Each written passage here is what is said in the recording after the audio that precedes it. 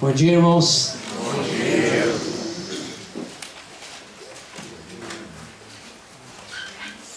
Vamos abrir as nossas Bíblias em 1 Coríntios capítulo 11. Primeira epístola de Paulo aos Coríntios, capítulo 11, versículo 3. Quero, entretanto, que saibais ser Cristo o cabeça de todo homem, e o homem o cabeça da mulher, e Deus o cabeça de Cristo. Vamos ler mais uma vez. Quero, entretanto, que saibais ser Cristo o cabeça de todo homem, e o homem o cabeça da mulher, e Deus o cabeça de Cristo. Em seguida, a Epístola aos Efésios, no capítulo 5.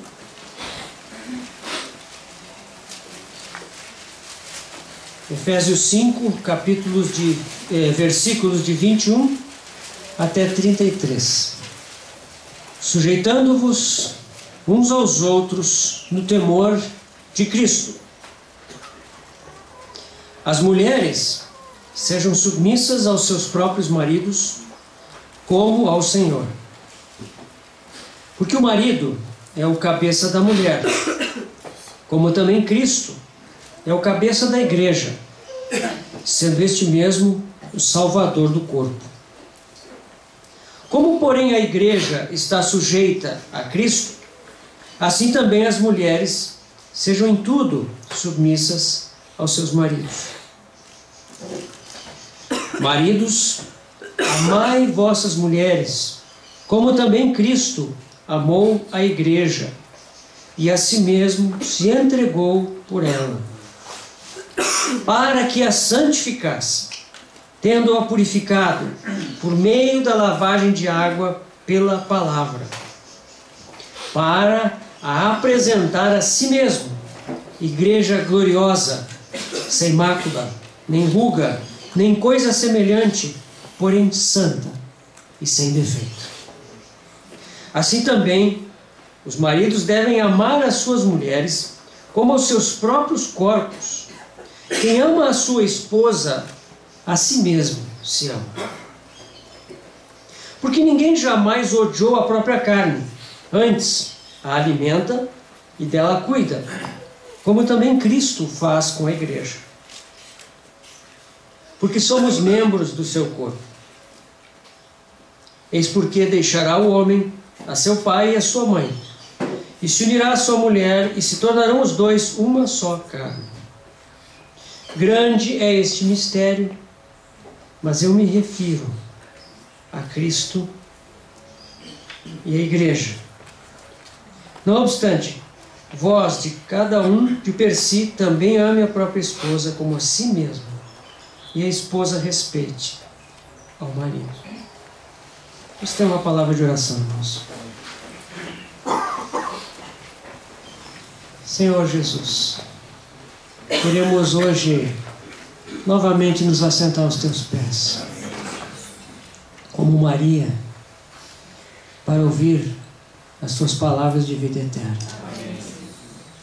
Senhor, os teus filhos estão aqui, desejosos. Tu sabes como nós desejamos, tu sabes como nós necessitamos que a tua palavra nos desperte do sono, que a tua palavra nos sacuda, que a tua palavra nos conduza, nos dê um rumo, nos dê uma direção. Ó Senhor, sopra sobre a tua palavra, Senhor, nesta manhã uma vez mais. E permite que aquilo que tu tens falado possa ser completado. Fala aos nossos corações. Tu conheces cada um aqui, tu conheces cada casal, cada irmão, cada irmã. Então, Senhor, pelo teu Espírito Santo que em nós habita, traz aquela palavra viva aos nossos corações. Transforma-nos, levanta-nos nesses dias do fim, para a tua própria honra, para a tua própria glória. Senhor, nós te pedimos isso. E desde já, Senhor, nós te agradecemos. Sabemos que tu ouves a nossa oração. e louvamos o Teu nome por isso. Oramos, ó Pai, no nome do Teu Filho Jesus. Amém.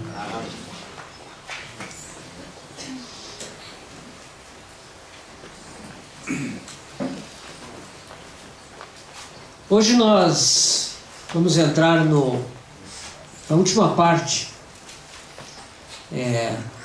do nosso tema. Nós estamos vendo a vida de casal de acordo com o propósito eterno de Deus. Como é que a vida do casal, como é que o casamento, ele se insere nos desígnios eternos de Deus? Como é que desde a fundação do mundo, desde o início, Deus nos mostra um propósito que está no seu coração. Hoje nós vivemos num mundo transtornado pelo pecado. E nós que vivemos nos últimos dias, talvez vivamos na mais escura das horas, onde os fundamentos de Deus estão sob o ataque mais cerrado e intenso das trevas e deste mundo tenebroso. E por isso voltar aos fundamentos, às origens, é muito importante, para nós entendermos o que Deus está fazendo hoje, como o programa de Deus está se desenvolvendo. Nós já vimos aqui, o plano de Deus não tem alteração, é o mesmo desde que ele começou.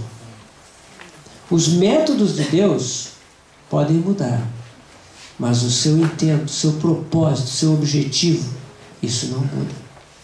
Deus criou o homem, criou a espécie humana, composta de homem e mulher, unidos numa só carne, com a intenção de que a sua imagem e semelhança neles fossem manifestos.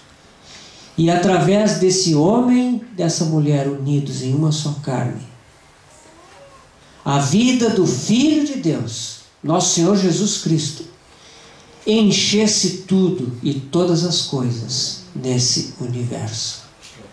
Esse é o desejo de Deus. Ele vai fazer isso, está fazendo e vai completar pela igreja. Vimos lá em Efésios. Através disso nós vamos ver o cumprimento daquele desígnio inicial, o chamamento do homem para multiplicar-se, encher a terra, sujeitar a terra, dominar sobre toda a terra, cultivar essa terra, estender o jardim de Deus e guardar o jardim de Deus. Ele faz isso pelos casais, pelas famílias, pela igreja. E por isso nós temos visto o quanto o casamento está sob intenso ataque do nosso inimigo e deste mundo. Porque as famílias estão sendo atacadas. Porque os conceitos de casamento e família estão tão corroídos no mundo dos nossos dias. Mas o nosso Deus reina. Ele governa. E Ele está fazendo a sua obra. Cabe a nós pedirmos que o Senhor nos dê olhos abertos, irmãos, para vermos. Ele está fazendo. Deus não está parado. Deus não está esperando. Não, Ele está fazendo. O Senhor Jesus disse: meu Pai trabalha até agora e eu trabalho também. Os céus estão trabalhando. Os anjos estão trabalhando. O Espírito Santo está trabalhando. O Senhor nos deu olhos para ver. Esse trabalho todo que está chegando ao seu momento de conclusão, do ataviar da noiva, do preparar todas as coisas para a vinda do reino. Esse trabalho, ele é um movimento. Efésios 1:9. As coisas todas estão convergindo em Cristo Jesus. Estão todas caminhando em direção a Cristo. Estão se concentrando nesse centro que Deus estabeleceu. E quando passarem os juízos do fim dos tempos, nós vamos ver que só vai sobrar uma coisa: Cristo. Tudo em todos. Tudo em todas as coisas. Cristo em nós, meus irmãos. Que maravilha. Que maravilha. Nós estamos assistindo isso. Esse convergir em Cristo Jesus. O mundo não vê isso. O mundo não fala disso. Se nós olharmos para o mundo, se nós colocarmos nossos olhos nas coisas desse mundo, nós não vamos ver nada disso. Pelo contrário, vai parecer que está tudo se dispersando de Cristo, está tudo se afastando de Cristo. Não. Aos olhos de Deus, tudo está convergindo para Ele. Porque, afinal, é dele, é por meio dele e para Ele que são todas as coisas. O Pai nos deu como igreja para o seu Filho. E o Filho mesmo nos prepara para aquele encontro, as bodas do Cordeiro, que em breve vai começar. Amém. Esse é o propósito eterno de Deus. Tudo está convergindo para Cristo. Ele é o cabeça de todas as coisas.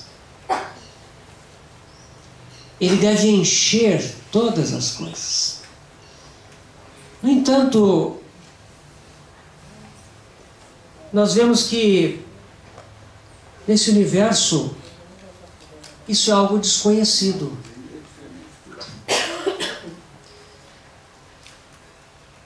Aqui em Efésios, nós vamos ver um tema muito importante nesse assunto que nós estamos falando.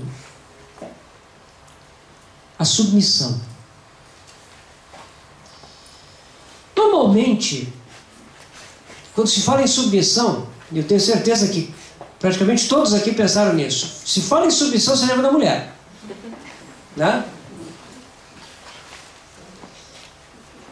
Parece a palavra assim, submissão na Bíblia, a submissão das mulheres aos seus maridos. Meus irmãos, a submissão é um tema muito importante. Se Cristo é o cabeça sobre todas as coisas, se Ele é o ponto de convergência de tudo, se Ele há de encher tudo, então esse universo precisa se submeter. Esse universo ele só estará em ordem, ele só vai se encaixar plenamente nos desígnios de Deus quando ele estiver submisso. Meus irmãos, a submissão, ela equivocadamente, ela tem sido colocada somente nesse ponto. Submissão das mulheres aos seus maridos. Meus irmãos, isso é um item muito mais amplo. Aqui nós vemos no texto de 1 Coríntios 11:3, o apóstolo Paulo claramente dizendo: quero, entretanto, que saibais ser Cristo o cabeça de todo homem, e o homem o cabeça da mulher, e Deus o cabeça de Cristo. Aqui nós vemos uma relação de submissão. Cristo, por causa do propósito de Deus, se submeteu a Deus. O Filho, sendo igual a Deus, não julgou como usurpação, não julgou como algo a se aferrar, essa igualdade que ele tinha com Deus. Ele se sujeitou ao Pai. Por isso, Deus é o cabeça de Cristo. Como pessoas na Trindade, eles são iguais. Mas por causa do propósito de Deus, o Filho se sujeitou ao Pai. E por causa disso, Cristo é o cabeça de todo homem. E o homem é o cabeça da mulher. Meus irmãos, vocês percebem?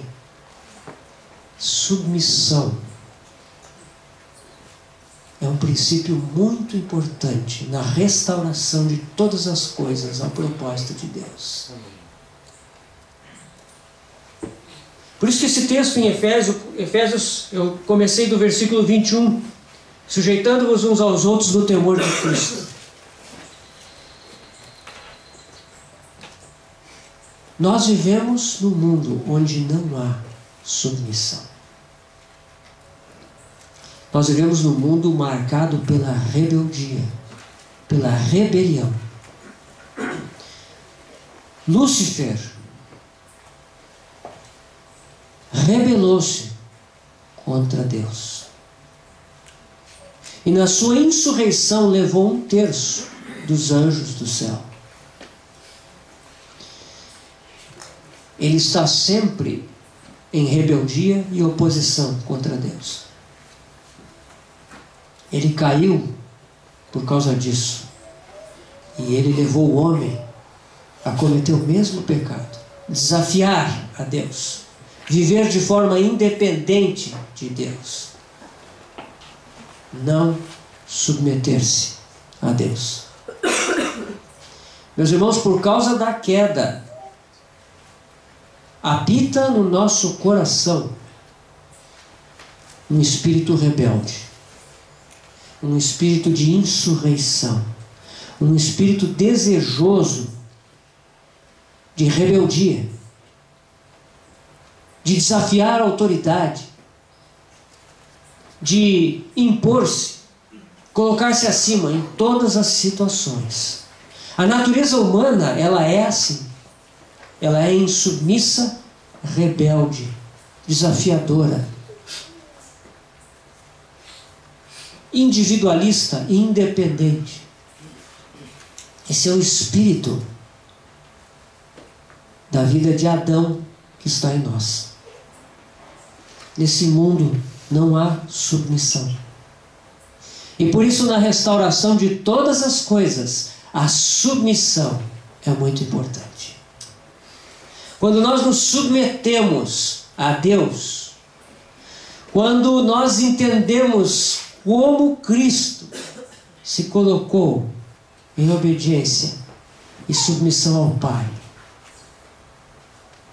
quando o homem entende que não há outra coisa a fazer senão submeter-se ao cabeça Cristo, só aí então nós chegamos ao último estágio e vemos a mulher se submetendo a Cristo por meio do seu marido.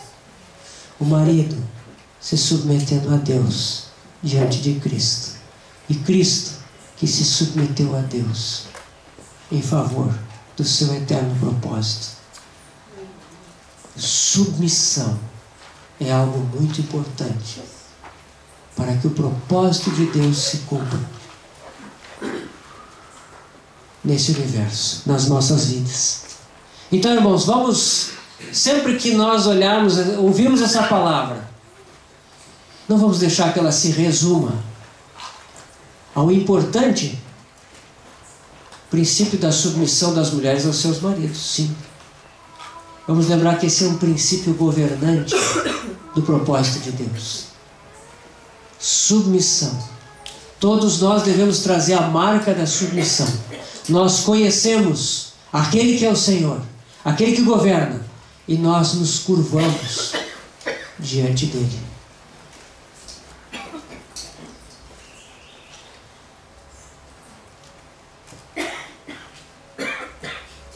Se nós olharmos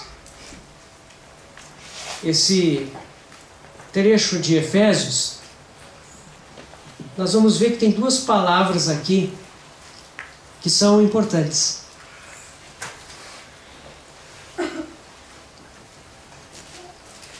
Duas palavras que se repetem bastante, né? Amor e submissão.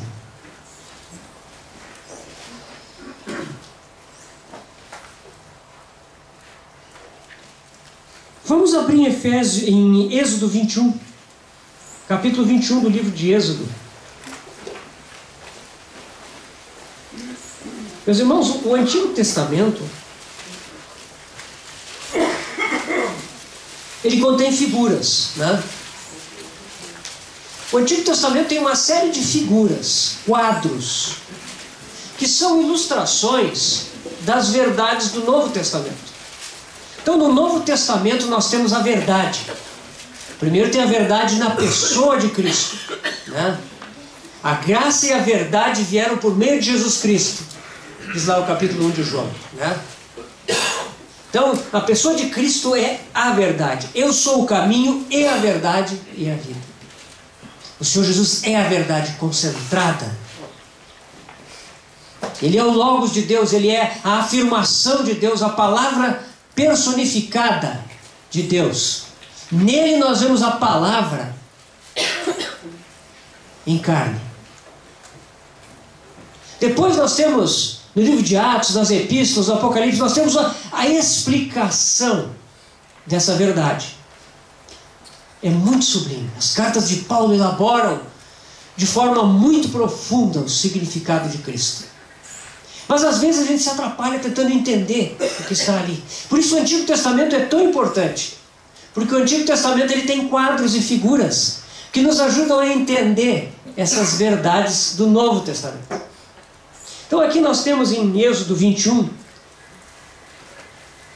uma lei acerca dos escravos, que ela nos ajuda a compreender essas duas palavras ali de Efésios 5, amor e submissão. Vamos ler Êxodo 21, de 1 a 6.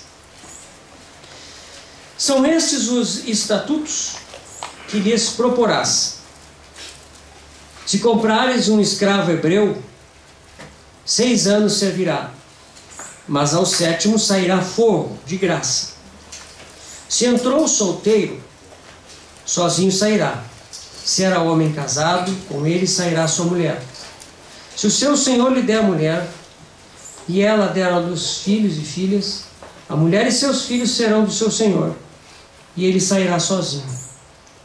Porém, se o escravo expressamente disser: eu amo meu senhor, minha mulher e meus filhos, não quero sair fogo, não quero sair livre, então o seu senhor o levará aos juízes e o fará chegar à porta com a ombreira, e o seu senhor lhe furará a orelha com uma sovela, e ele o servirá para sempre.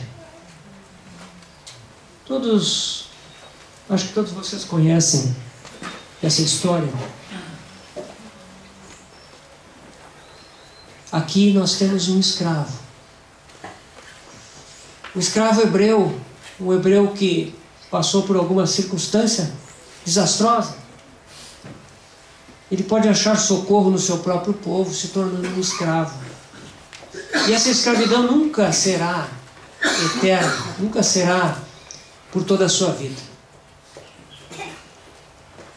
Ao final de 6 anos ele pode sair, no 7º ano, livre. Mas, meus irmãos, esse escravo, naqueles 6 anos, ele pode ter encontrado algo inesperado. Ele pode ter encontrado ali um Senhor maravilhoso, um Senhor gracioso, um Senhor que talvez lhe tenha dado mulher e filhos até, um Senhor que cuidou dele, que o resgatou da sua condição. Ao final daquele tempo, embora ele seja um escravo, ele não quer mais ser livre. Ele deseja permanecer escravo de amor por toda a sua vida. A liberdade não lhe interessa mais, porque o seu Senhor é tão amoroso, é tão bondoso, é tão amável, que ele não deseja se afastar mais do seu Senhor. Essa história ilustra o que é o amor de Deus e a nossa submissão.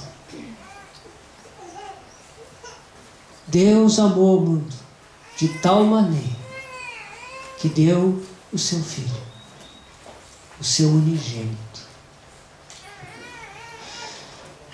O Filho amou o mundo de tal maneira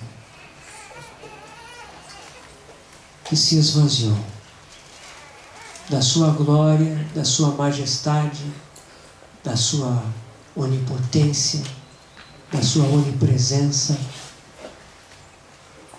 e se fez carne. Reconhecido em figura humana, ele se tornou um servo que se humilhou para nos servir até a morte. Até aquele momento que, sendo Deus, ele foi o Cordeiro de Deus, o homem sem pecado, que se deixou crucificar naquela cruz, para que os nossos pecados fossem perdoados, para que nós fôssemos comprados do mercado de escravos, redimidos pelo seu sangue, conquistados pelo seu amor, reconciliados com Deus, justificados, santificados, feitos membros da sua família, feitos participantes do seu propósito. Esse é o amor de Deus. Qual é a nossa resposta, meus irmãos? Eu não quero mais ser livre. Eu não quero outra coisa. Eu quero servir, eu quero ser escravo do meu Senhor por toda a vida. Não há melhor coisa do que ser escravo deste Senhor. Isso é submissão. Meus irmãos, que maravilha quando o Senhor nos permite ver a submissão dessa forma. Ah, que graça, que privilégio é poder se submeter a este Senhor. Ele é digno da nossa submissão.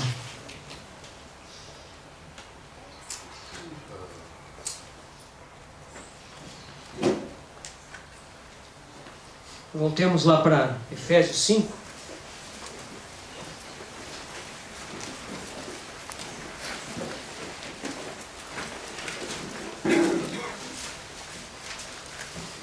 As mulheres sejam submissas aos seus próprios maridos, como ao Senhor, porque o marido é o cabeça da mulher.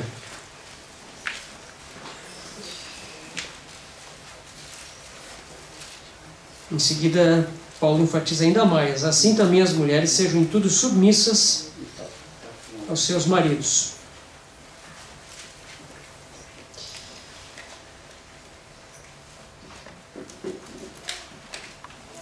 Meus irmãos, no que tange, no que se refere à vida do homem e da mulher, eles são iguais. Em nenhum lugar da Bíblia diz que o homem é mais inteligente que a mulher, que o homem tem mais capacidade do que a mulher, que o homem como pessoa é superior à mulher. Não. Eles são iguais. Não existe isso na Bíblia.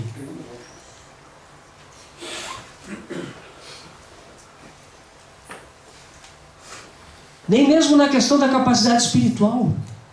Eles têm a mesma capacidade espiritual. No entanto, para que o propósito de Deus fosse realizado, Deus estabeleceu uma certa ordem. Isso não quer dizer superioridade de um em relação ao outro. Isso é algo que Deus dispôs. É uma disposição de Deus, que colocou o homem como cabeça da mulher. Deus assim o fez. Essa é uma relação estabelecida por Deus, para que o seu propósito se cumpra, para que haja ordem.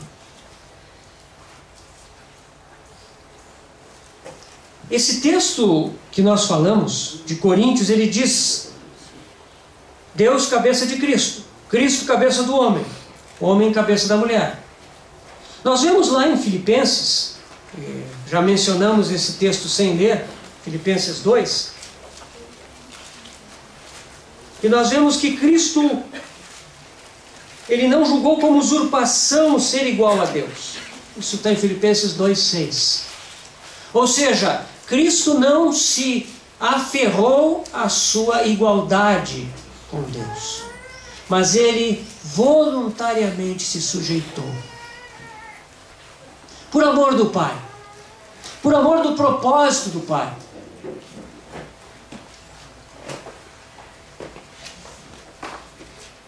Pensem bem, irmãos. Na Trindade não existe uma situação como essa. O Pai pensa no seu propósito e o Filho, mas nós somos iguais. Eu não vou me submeter. Não. O amor do Pai por aqueles a quem Ele criou levou o Filho a se apresentar voluntariamente e se sujeitar. E quando nós vemos a vida terrena do nosso Senhor Jesus, meus irmãos, nós vemos como o Senhor Jesus dependeu do Pai, se colocou em sujeição ao Pai todo o tempo.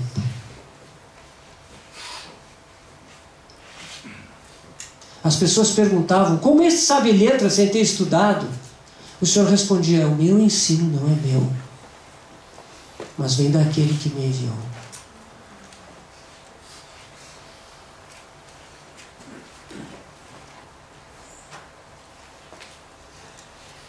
O Senhor falava que as obras que Ele fazia são as obras que o Pai havia mostrado para Ele. O Senhor, quando instado a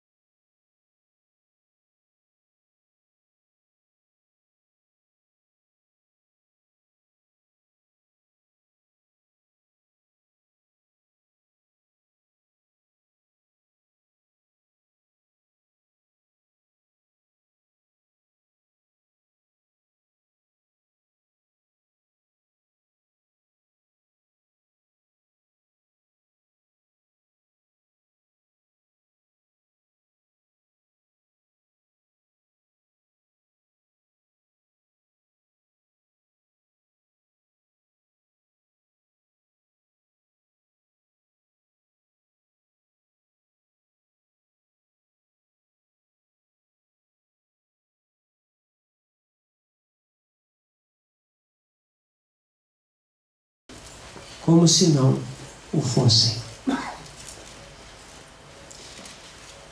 Meus irmãos, não entendam esse versículo como um desprezo ao casamento. Ele fala de uma atitude. Nesse capítulo nós vamos ver Paulo falando que o homem casado, ele vive em função de agradar a mulher casada em função de agradar o marido. O que Paulo está dizendo aqui, a verdade espiritual por trás disso, é que se nós vivermos uma vida de casados para agradarmos uns aos outros, para tentarmos satisfazer um ao outro, nós não vamos encontrar a plenitude daquilo que Deus preparou para nós.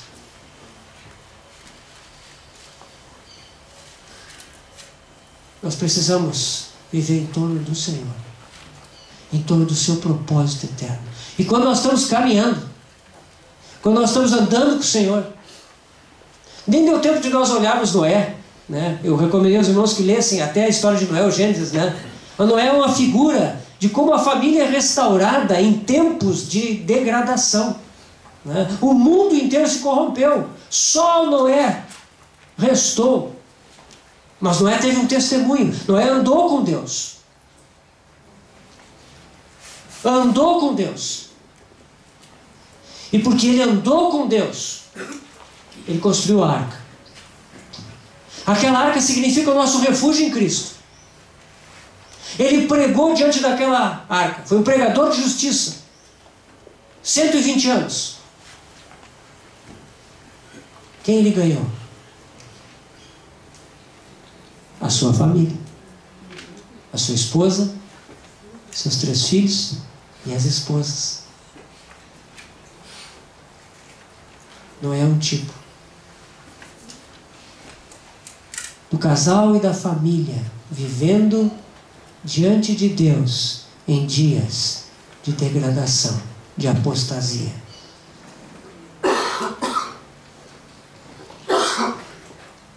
O que resta é que o casamento hoje não seja o primeiro fator nas nossas vidas. Eu não estou dizendo que deve ser o último, não é isso, irmãos. Mas o casamento é muito importante. Mas ele não é o primeiro. E o casamento se realiza se nós estivermos vivendo diante do Senhor. Meus irmãos, 99,9%, se não for 100% dos problemas dos casais estão relacionados a problemas de relacionamento do marido com Deus, da mulher com Deus, ou dos dois em termos de uma vida juntos com Deus. Às vezes nós ficamos tentando ajustar as coisas nesse plano. E é bom às vezes tratarmos de algumas coisas, sem dúvida. Mas não nos enganemos, a solução é quando nós ajustamos com Ele, com o propósito dEle. Quando nós passamos a andar com Ele no programa dEle. Aí, meus irmãos, as coisas começam a ir para o lugar. Às vezes a gente fica insistindo com um pontinho aqui, um pontinho ali. Ah, isso me irrita, eu não consigo, eu não aguento esse negócio. Ah, eu quero... Entende? Isso nos desgasta e a gente conversa, e a gente chama outras pessoas. E... Meus irmãos, às vezes é uma questão de nós olharmos mais adiante e deixarmos-nos ser levados pelo que é maior, o nosso chamamento. E quando nós nos damos conta, aquilo que atrapalhava tanto, já não atrapalha mais. Como é importante nós entendermos o chamamento de Deus. Sim, nós somos feitos casais. Nós temos um chamado. Um chamado para o propósito de Deus. Esse universo será restaurado. Amém. Já está sendo. Deus já está formando a sua corte celestial. Em breve o seu reino virá. Nós estamos na escola. Nós estamos sendo formados. O nosso propósito de vida, meus irmãos, não é aqui. Logo ele vai se revelar. em plenitude. Meus irmãos, que os nossos olhos estejam no alto. Eu queria terminar lendo um versículo de Josué. Josué 24, versículo 15. Vocês lembram quem foi Josué? Josué foi o auxiliar de Moisés naqueles longos anos do deserto. Ele liderou o povo de Israel na luta contra os amalequitas, ainda no deserto. Ele acompanhou Moisés nas subidas ao Monte Sinai, ficava na metade do caminho, mas certamente participava de muito do que Moisés participou. E depois foi designado sucessor de Moisés, já com idade avançada, entrou em Canaã e conquistou a terra. Josué foi um conquistador para Deus. Josué é um tipo, nesse sentido, meus irmãos, do que nós estamos falando. Não há nenhuma menção à esposa de Josué. Não precisamos dessa menção para entender a mensagem desse versículo. Vamos ler desde o 14. Agora, pois, temei ao Senhor e servi-o com integridade e com fidelidade. Deitai fora os deuses aos quais serviram vossos pais da além do Eufrates e no Egito. E servi ao Senhor. Porém, se vos parece mal servir ao Senhor, escolhei hoje a quem servais. Se aos deuses a quem serviram vossos pais, que estavam da além do Eufrates, ou aos deuses dos amorreus, em cuja terra habitais. Eu e a minha casa serviremos ao Senhor. Amém. Meus irmãos, diante desse grande chamamento, diante da maravilhosa criação de Deus, que nos fez sua imagem e semelhança, diante desse chamamento ao ser humano como casal, homem e mulher, a trazer a realidade do reino de Deus a esse mundo, dos céus para a terra, diante disso tudo, que nós possamos responder como Josué: eu e a minha casa, eu e a minha esposa, eu e o meu lar serviremos ao Senhor. Amém. Vamos orar. Senhor, te damos graças. Obrigado pela tua palavra, pelo que tu revelas nas Escrituras. Obrigado, Senhor, por tão grande chamamento. E obrigado, Senhor, porque mesmo nós tendo caído tão terrivelmente, temos nos corrompido de tal forma, tu nos buscaste pelo preço tão elevado do teu amado Filho, oferecido naquela cruz por nós. Ó Senhor, tão grande salvação. Quando Ele disse: está consumado, tudo se consumou. Obrigado, Senhor Jesus. Agora nós queremos te servir, como casais, como famílias. Ó Senhor, possa nós e a nossa casa servirmos a ti, Senhor. Sermos instrumentos teus, que a tua luz brilhe. Senhor, ajusta o que tem que ser ajustado. Trabalha nos nossos corações. Senhor, não nos encontra cheios de nós mesmos, cheios de demandas, cheios de cobranças, cheios de razões. Mas, Senhor, que nos humilhemos na tua presença, que nos submetamos a ti e que através dessa submissão a tua vida se manifeste em nós, em autoridade, e o teu propósito se cumpra. Senhor, nós confiamos em ti. Só tu és a nossa provisão. Mas obrigado, porque proveste todas as coisas. Então nós te agradecemos e te louvamos e nos encomendamos às tuas bondosas mãos.